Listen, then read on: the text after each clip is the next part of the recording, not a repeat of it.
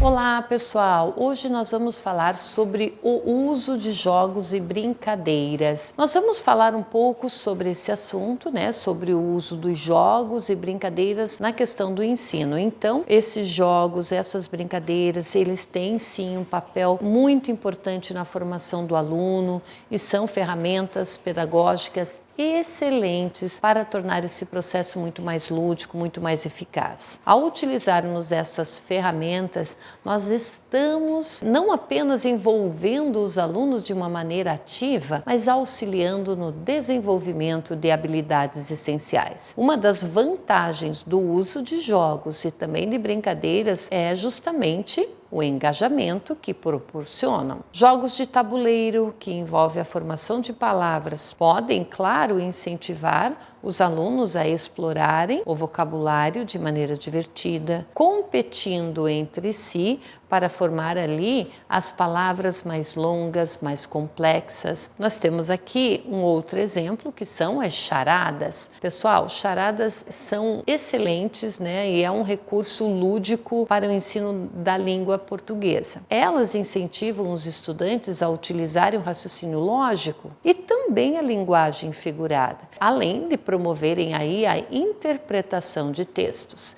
Desenvolver uma charada é uma forma de praticar a escrita, pois requer ali aquela construção de enunciados claros, concisos. Temos aqui a dramatização. A dramatização ela pode ser um meio eficaz para trabalhar também diversos aspectos da língua. Então, ao representar diálogos, os alunos praticam a fala e a escuta, além de explorarem as regras gramaticais, o uso adequado de diferentes registros de linguagem. Claro que, além disso, a dramatização também pode ser utilizada para trabalhar a questão da leitura interpretativa de textos literários. Os jogos, então, digitais, pessoal, também eles têm aí um papel grandiosamente importante no ensino da língua portuguesa. Existem diversos, aplicativos, sites que oferecem essas atividades interativas para praticar a gramática, para praticar a ortografia, a interpretação de texto, enfim. Essas plataformas,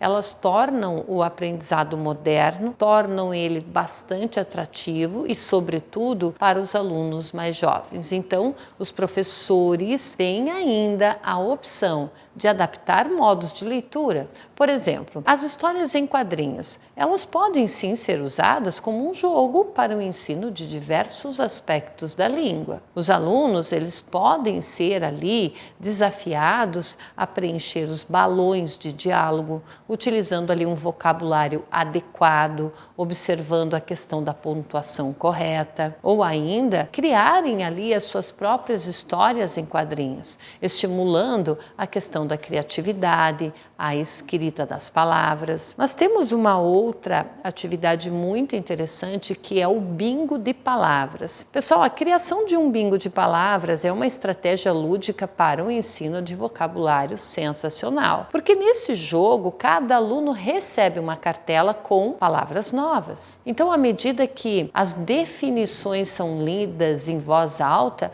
os alunos eles devem identificar a palavra correspondente em suas cartelas. Então, essa atividade promove aí a ampliação do vocabulário de uma forma bastante divertida e muito colaborativa. Uma outra proposta lúdica é a corrida de frases. Nessa atividade, os alunos eles devem montar frases utilizando palavras sorteadas. Então isso permite a prática da sintaxe e também da concordância de uma maneira dinâmica e competitiva, porque as frases formadas elas também podem servir como um ponto de partida para discussões sobre diferentes aspectos da gramática. A utilização de música em jogos está aí um outro recurso muito valioso. As canções, pessoal, elas podem ser usadas para trabalhar a fonética e a pronúncia, a estrutura das frases, a interpretação de textos. Nós temos também os jogos,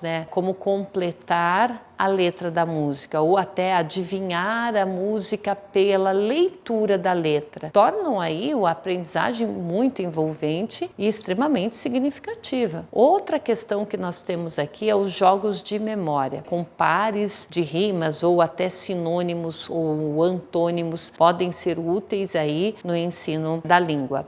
Além de promoverem a concentração e a memória, elas ajudam a expandir o vocabulário e a compreender as relações que existem entre as palavras. Caça-palavras, palavras cruzadas, esses são os clássicos, né, que auxiliam na fixação do vocabulário e na familiarização com a ortografia das palavras. Então, elaborá-los em torno de temas específicos pode tornar o jogo muito mais desafiador e interessante. Uma outra dica bem legal aqui é a gincana literária. Ela funciona assim: os alunos eles têm que resolver enigmas relacionados a obras literárias que pode despertar o interesse pela leitura e promover também a compreensão de elementos literários. Essa competição, ela pode estimular ali aquela colaboração, a pesquisa, tornando o aprendizado um processo muito mais ativo. A corrente de palavras está aí, pessoal, um outro jogo que pode auxiliar no ensino da língua. Nesse jogo, um aluno ele fala uma palavra e o próximo deve dizer uma palavra que comece com a última letra da palavra anterior. Isso ajuda a expandir a questão do vocabulário,